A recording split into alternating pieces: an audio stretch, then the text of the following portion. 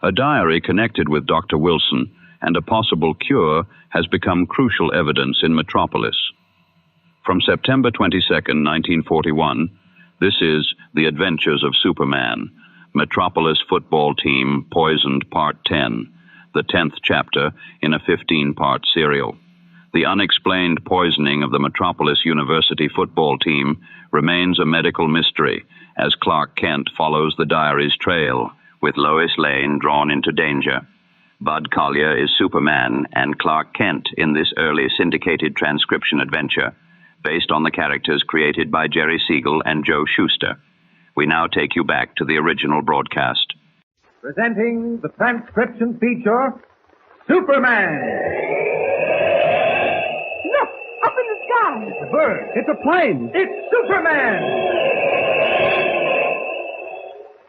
Yes, it's Superman, strange visitor from the planet Krypton, who came to Earth with powers and abilities far beyond those of mortal men. Superman who can leap tall buildings at a single bound, race a speeding bullet to its target, bend steel in his bare hands, and who, disguised as Clark Kent, mild-mannered reporter for a great metropolitan newspaper, fights a never-ending battle for truth and justice. And now to our story. When Martha Hawkins, the woman who worked at the Cedar Crest Sanatorium, broke down and confessed, she told an amazing story. Dr. Stone, whose real name was Andrew Wilson, had drugged the men on the football team with a white powder he had brought from the jungles of Central America, a brain-numbing powder, the effects of which could be overcome by just one special antidote known only to the chief of the native tribe from whom the powder had been secured. The location of the tribe was noted in a diary Andrew Wilson had kept, and Martha Hawkins offered to drive back to the sanatorium with Lois Lane and get the diary. Arriving there, she opened the desk drawer, but instead of producing the diary, aimed a revolver at Lois and warned her not to move if she valued her life. Dazed, Lois stared into the woman's burning eyes, realized she was half mad. Listen. I'm warning you, Miss Lane.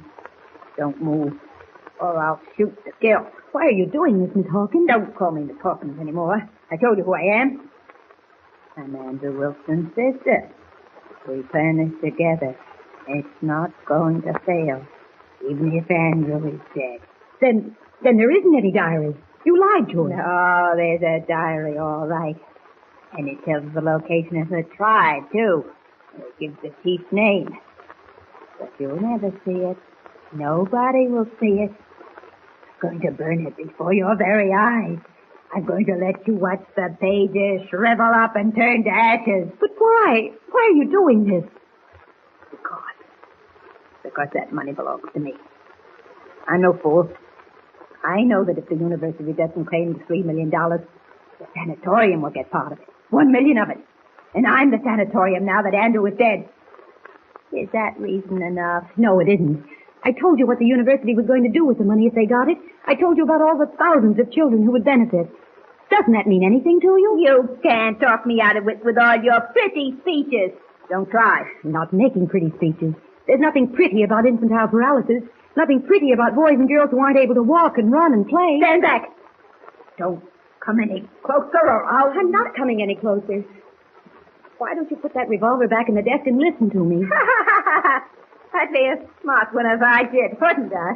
But you don't know what you're doing to the lives of thousands of children. And what about my life? Isn't that important? Yes, of course it is. I'd like to help you. You must think I'm out of my mind. Wait. I'll show you whether I am or not. I'll show you Andrew's diary, and then I'll burn it. There, look at it. All the information you and your fine friends want but won't ever get. It's going to crumble into ashes, nothing but ashes. Martha, listen to me. Don't you, Martha, me? I know your kind. Newspaper reporter, always snooping around. Stand back, I tell you. Stand back as far as I can get against the wall. All right. Now, I'll start a fire. The big one. To make sure everything burns. First, some paper. Now, a little kindling wood. And set a match to it. Look at it. It's beautiful. It's beautiful. The bright orange flames leap high and cast a weird light on Martha Wilson's face as she prepares to consign the precious pages of her brother's diary to the fire. Meanwhile, back at the university, Clark Kent has a strange feeling that all is not right. To satisfy himself, he's put through a call to the sanatorium, and the phone rings as Martha Wilson opens the diary. Who's calling at this hour of the morning? I'm not going to answer. Let it ring. It may be important. Can't tell. All right. But don't you move. Hello? Hello, Miss Hawkins. I thought so. It's your friend, Clark Kent. Hello? Hello? Yes, Mr. Kent. We're just about to leave. Clark, help! Wait, Pretty smart, Miss Lane, but it won't work even if he did hear you. He's 50 miles away. I could burn 1,000,000 diaries in the time it would take him to get here, and there's only one. Well, just let me say one You thing. said enough. Now, watch the pages turn to ashes, one at a time. 1, 2. Stop it, you're mad. You don't know what you're doing. 3, 4. Clark, you can't be. Clark, the diary, take it from her. You can't have it. Into the fire. There. I'll get it. Don't you burn your hand, Clark. I got it. It just scorched. No, it's burned. It's ashes. It's nothing but ashes. I can tell. I can She's tell. out of her mind, poor thing. I think you're right. Keep an eye on her. I'll call Reynolds and have him send an I ambulance. don't care. I'll get $1,000,000 all for myself. Yes, of course you will, Martha. Now, here, sit down and rest. That's fine. Metropolis 4860, please. What happened here, Lois? She pulled a gun out of the drawer and her whole attitude changed. That crying back to the university was just an act. Do you know who she is? What do you mean? She's Stone, What? or Wilson's sister. Hello, Professor Nelson. This is Clark Kent. Yes, will you tell Commissioner Reynolds to send a police ambulance to the Cedar Crest Sanatorium at once? I can't explain now, but I will when I see you. Yes, that's right.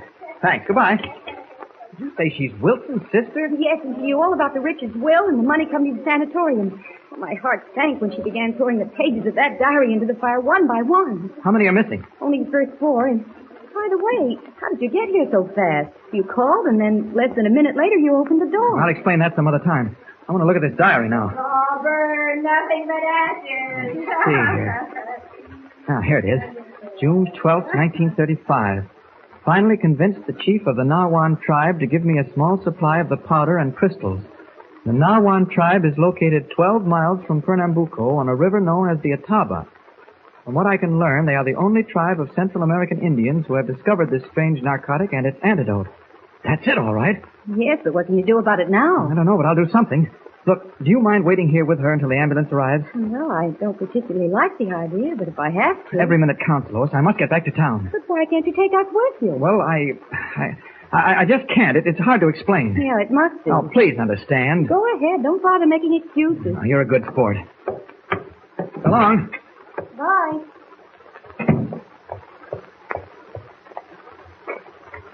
There's absolutely no way of telling her I didn't come by car. If it is, I'll have plenty to explain. All that can wait. Right now, I'm going to take the longest trip I've ever attempted. As Superman to Pernambuco, Central America. There's one chance in a million of success. But I've got to take it. Up! Up! And away! Like some giant bird, Superman wings high into the air, hovers for a moment as his keen eyes take bearings, and then, almost with the speed of light, streaks southward over flat plains and rolling hills, over the deep blue waters of tropical seas, high above snow-capped mountain peaks, and down into deep valleys where the sun burns like a ball of fire. Finally, he comes to rest at the edge of a matted jungle. Off in the distance, the gray mud houses of a settlement mark an outpost of civilization.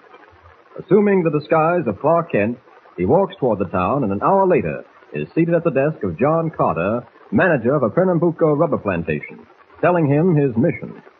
So, you see, Mr. Carter, no effort must be spared to locate that Indian tribe and secure some of the crystals that will serve as an antidote. It's an amazing story, Mr. Kent. Almost unreal. Oh, it's real enough. I can vouch for that. Where did you say you landed your plane? Oh, about 5 miles from here on a flat piece of land. A perfect spot. Well, I don't know whether it's quite safe there. The natives are extremely curious and destructive. Oh, I think it's all right.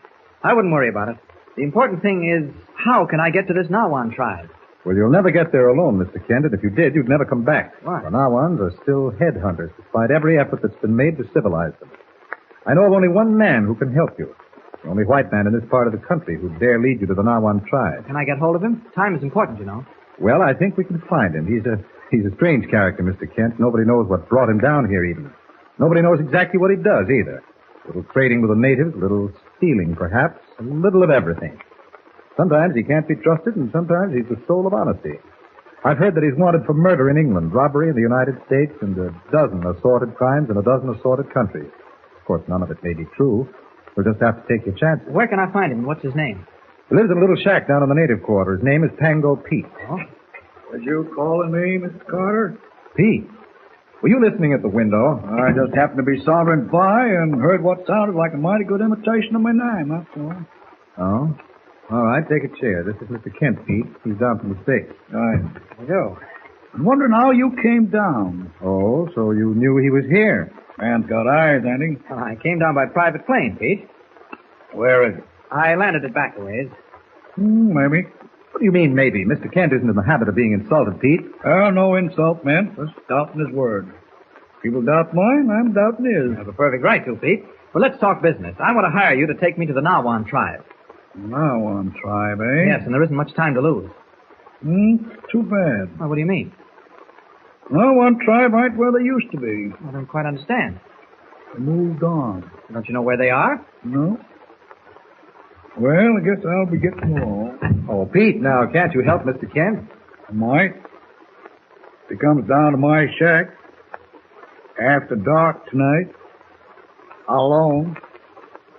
Well, it looks like there's something brewing. Why does Tango Pete want Clark Kent to come to his shack after dark alone?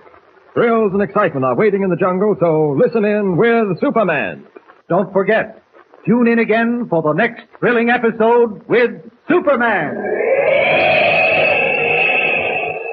Look, up in the sky. It's a bird. It's a plane. It's Superman.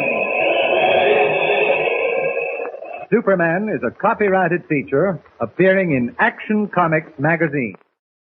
Our time with the adventures of Superman, Metropolis Football Team Poisoned Part 10, is complete. Follow the adventures of Superman for more classic broadcasts.